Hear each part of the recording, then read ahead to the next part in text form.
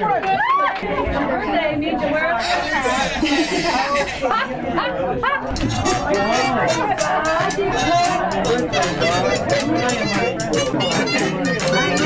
Happy birthday! Wow.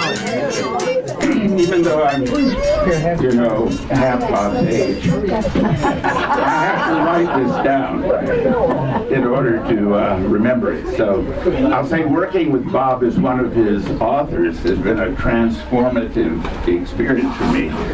He's an engineer, you know, who used to help build computers and spacecraft, and now celebrates history and Western culture. And together we embarked on a book that takes a spirited look at medieval history and early English. The intensity of our collaboration has been so profound that I find myself lapsing unintentionally into Anglo-Saxon from time to time. Wesaf Hal, sprichst du Englisch Erden? Belade me angefod anis nageno. That is really, one language is not enough.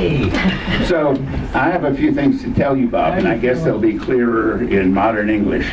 Now in your 90th year, you tell us you intend to go into retirement. You are rich in friends, mighty among colleagues, and you believe in the inherent worth of mankind because you've led talented writers into public acclaim with books that will make a difference to literature, history, and education. Both you and they have made a huge difference for the better. And that is something you'll never be able to retire from. So raise your glasses, everyone. Happy birthday, Bob. Here's to you. God bless. Happy 90th birthday, Bob. I hope you're having a wonderful day surrounded by family and friends and surrounded by all of those books that you've made possible all of these years. I really, really hope that this 90th birthday celebration is a wonderful day for you. I'm so sorry that I'm unable to join you in person this year. I just want to share with you a little bit of a toast because you have meant so much to me and to the book community and to the Denver community all of these years. Thank you so much for all of your contributions, for everything that you've given to make this world a smarter, more literate, better place, while being a wonderful steward for both the land and for ideas. Thank you also for your contributions on history and all the good works that you continue to do. I'm looking forward to the next several years with you, and I toast you on this wonderful 90th birthday. Celebrate. And so I worked at Fulcrum. I've known Bob for 40-some years, almost half of his life. And in the true business spirit, instead of me giving a lot of platitudes for how great a guy Bob is, I'm more of a business guy. I farmed it out. I'd like to introduce my wife, who is a Fulcrum author, and she'll do the toast. Yay! I don't have this memorized, but as someone who's half Josiah's age, I did have to write it out as well, so here we go. Indulge me here, I've got about 2 minutes to fit in the Muppets, Brigitte Bardot, FDR, and Prohibition. Here we go. I had a great plan when I started writing this salute to Bob, but I found myself going down several rabbit holes. It started with Muppet Christmas Carol, veered into famous people born in 1934, went on a detour to Clark Gable and Claudette Colbert, and landed in tribute quotations which looped me back to Michael Caine as Scrooge.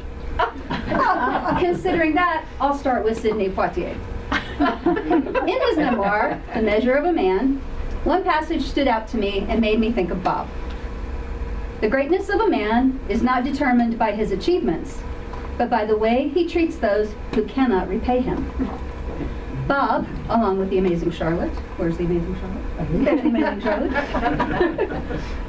are two of the most generous people I have ever known. They are the manifestation of paying it forward. I consider myself incredibly fortunate to be a part of the family. Now, who here has seen Michael Caine in the 1992 movie, The Muppet Christmas Carol? Thank you, Emily. Okay, good, yes. For those who have not seen it, see it. It does not disappoint. During the scene in which Scrooge makes his transformation, he and the Muppet Ensemble cast sing a song by Paul Williams called Thankful Heart. There is a verse that says, "Life is like a journey, who knows when it ends? And if you need to know the measure of a man, you simply count his friends. This sentiment weaves throughout history and literature going back for centuries. There are quotations and passages from Martin Luther King Jr., William Butler Yeats, Shakespeare, Marcus Aurelius, and even Louis XIV. When I think of Bob, I'm overwhelmed by the breadth of his influence and altruism. Every dinner party, book event, and social gathering is filled with people who are truly friends from all over the world. Their admiration for Bob and Charlotte is special and heartwarming, and I'm honored to be part of gatherings such as this one. On Friday, January 26, 1934, Bob Barron entered this world, and we are all the better for it. He is in good company. 1934 also brought the birthdays of Carl Sagan, Jane Goodall, Brigitte Bardot, Gloria Steinem, Hank Aaron, Sophia Loren, Bill Russell, Judi Dench, Maggie Smith, and Roberto Clemente. They look better than I do. And fortunately for Bob, just before his birth, the National and American Leagues agreed on a uniform baseball, and Roosevelt repealed prohibition, allowing his arrival to be properly celebrated. I was looking up the popular singers of 1934. Unfortunately, I only recognized Bing Crosby's name. There were several references to a quite prolific artist. I don't recall his first name, but his last name was, and his orchestra. In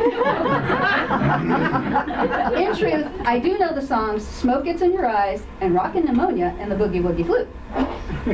According to Merriam-Webster, 1934 brought the first print appearance of Gee Whiz, Nitty Gritty, Zillion, and the most apropos, Cocktail Lounge. Bob and I have had wonderful discussions about family, books, and making the world a better place, almost always over glasses of red wine. No one here is a stranger to Bob's wit and puns. I love to volley with them, so in honor of your birthday, Bob, I share a gem from Julius Henry Marx with you. Outside of a dog, a book is a man's best friend. Inside of a dog, it's too dark to read. But I digress. I'm looking out at all of you, and I see that we are sharing what I think is Bob Barron's greatest gift to us all, friends. I love William Butler Yeats' observation. Think where a man's glory most begins and ends, and say my glory was I had such friends. And there are no strangers here, only friends you haven't met yet. I'll close this with an exchange in Jane Austen's Persuasion between the Eliot cousins. Anne remarks, my idea of good company, Mr. Eliot, is the company of clever, well-informed people who have a great deal of conversation. That is what I call good company. William gently answers, you are mistaken. That is not good company. That is the best. Here is to one of the very best men that I know. I love you, we love you, and a most happy birthday to you, Bob Barron.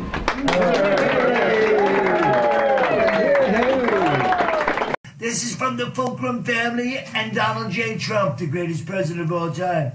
And I'm telling you, Bob, January 26th, it's going to be unbelievable because your family are hosting a tremendous, a huge birthday party for you. It's a birthday retirement party, and I'm telling you, it's going to be tremendous. It's going to be the best ever. All your friends and family will be there. It's going to be so huge, and I'm telling you right now, you are the founder of Fulcrum Publishing. What a great venture. I'm telling you right now. And you have steered the ship for over 40 years. You're tremendous. You're a stable genius like I am. And I'm going to tell you, I know you're not my biggest fan, but you know what that tells you? Even at the age of 90, you can be taught something and straightened out. It's unbelievable. But I will tell you this. You inspire everybody. You're unbelievable. And at the age of 90, it's going to be tremendous. And I'm telling you right now, I will be attending your 150th Colorado celebration. It's going to be tremendous. And by then, we should have you brainwashed back to being tremendous on the Trump train. God bless you, Bob. It's unbelievable. You really are a genius. God bless you, and we will see you at Mar-a-Lago. Happy birthday, Bob. You've a wonderful 90 years and all the great books that you've published all these years. And Bob, I remember all you've done for Denver Public Library. That huge amount you gave them when you first came here, and building a room in the library, Bob, you've done so much for the library and so much for many of us authors who've been struggling. I never could have finished my book, The Liquid History of Colorado, without Bob's being there to subsidize my drinking. Happy birthday. Happy birthday. Yes, and Bob was very diligent on the research, trying to go to every single bar in Denver. And I think we came close, didn't we, Bob? You're a good man. I sure appreciate what you've done for me as well as for the entire community. Happy birthday to one of the coolest guys I know. Most generous, wonderful, sweet persons that I know. Happy birthday and happy retirement, except I know you're not going anywhere.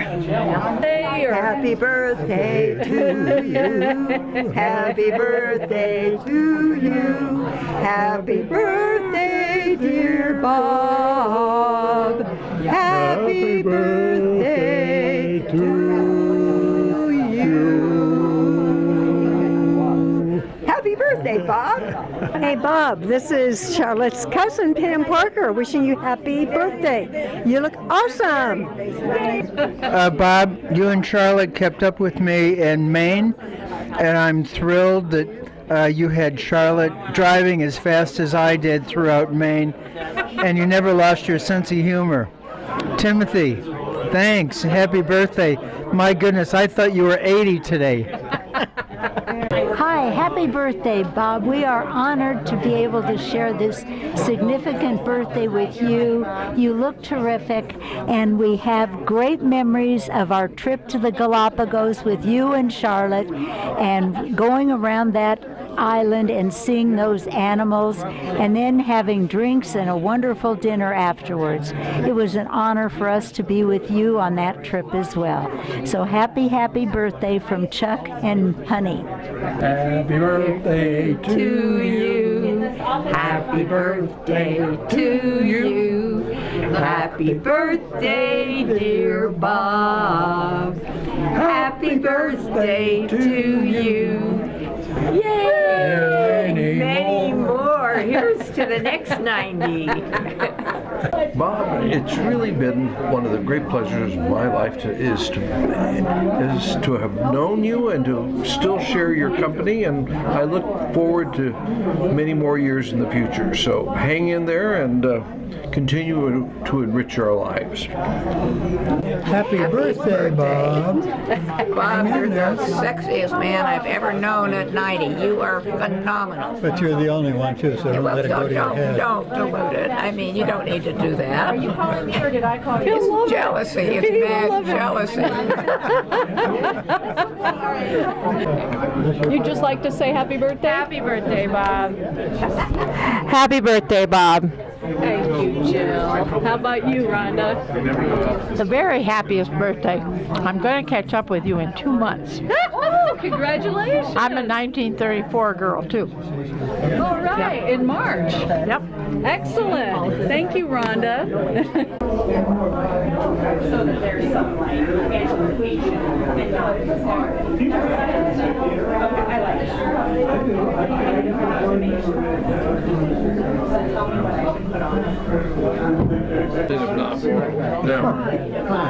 Well,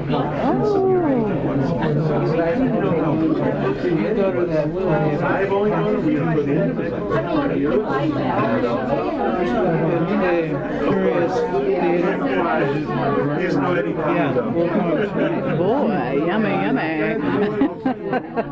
Josiah, would you like to say happy birthday to Bob? I mean, we only know about it if they sent us an email. Happy birthday, Bob. This is the greatest celebration that I've had for some time, including my books. It's wonderful. Thank you. Happy 90th, Bob. We've had a couple trips together. We've had a lot of fun together. We've written books together. We've done a lot of things, and we've got a few more years to continue doing this, so we got to plan our next trip. Where do you want to go?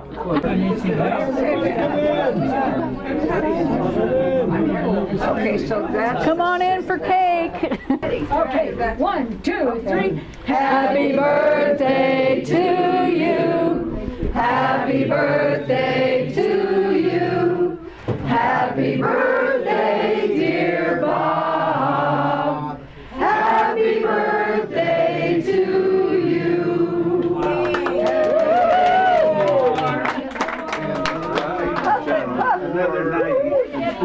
On behalf of late Governor Lamb, my husband and I, we have appreciated Bob as a friend, and through our literary careers, he has been a mentor, and all that he has given to us and to Colorado in general.